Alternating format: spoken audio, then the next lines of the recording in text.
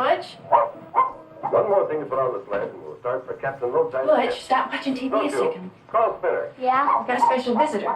Spinner! Spinner! Now, do you remember when I told you your daddy died in a POW camp? Well, this here is Captain Coons. He was in the POW camp with Daddy.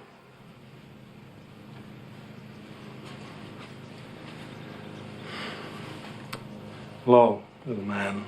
Boy, I sure heard a bunch about you. See, I was a good friend of your dad's.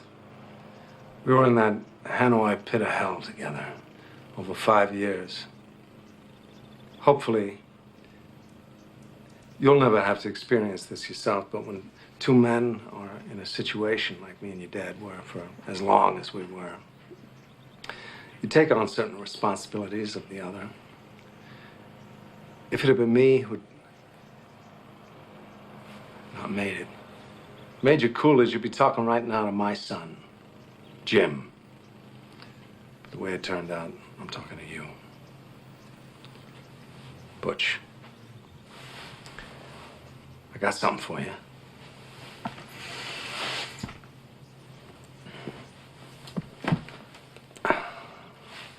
This watch I got here was first purchased by your great-grandfather during the First World War. It was bought in a little general store in Knoxville, Tennessee. Made by the first company to make wristwatches. Up till then, people just carried pocket watches. It was bought by Private Doughboy Uorrен Coolidge on the day he set sail for Paris. This was your great-grandfather's war watch, and he wore it every day he was in that war. And he'd done his duty, went home to your great-grandmother, took the watch off, put an old coffee can, and in that can it stayed till your granddad, Dane Coolidge, was called upon by his country to go overseas and fight the Germans once again. This time they called it World War II. Great-grandfather gave this watch to your granddad for good luck.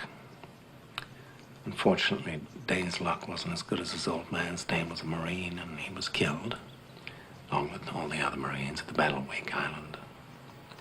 Granddad was facing death. He knew it. None of those boys had any illusions about ever leaving that island alive, so 3 days before the Japanese took the island, your granddad asked a gunner on an Air Force transport named Wanaki, man he'd never met before in his life, to deliver to his infant son, who he'd never seen in the flesh, his gold watch. 3 days later, your granddad was dead, but Wanaki kept his word. After the war was over, he paid a visit to your grandmother, delivering to your infant father his dad's gold watch. This watch.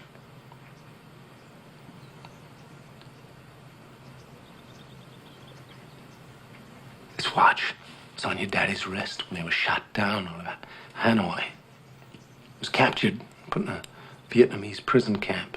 He knew that if the gooks ever saw the watch, it'd be confiscated, taken away.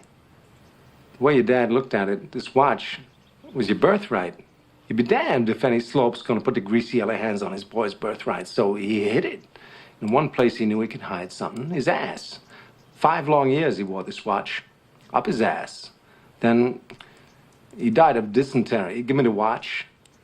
I hid this uncomfortable hunk of metal up my ass 2 years. Then, after 7 years, I was sent home to my family, and now,